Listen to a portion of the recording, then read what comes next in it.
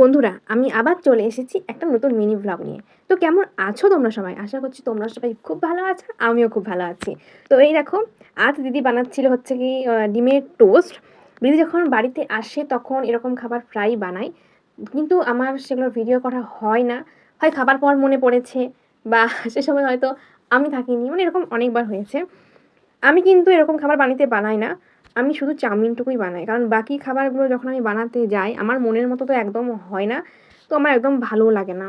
তো সেই কারণের জন্য আমি বানাই না। তো এই দেখো, দিদি এখানে টেস্ট করছে। এবার আমিও কিন্তু এখানে টেস্ট করে দেখবো যে কেমন হয়েছে। দেন আমিও একটু খেয়ে দেখলাম। উফ! রিয়ালি দারুণ হয়েছিল। বাট কি বলবো?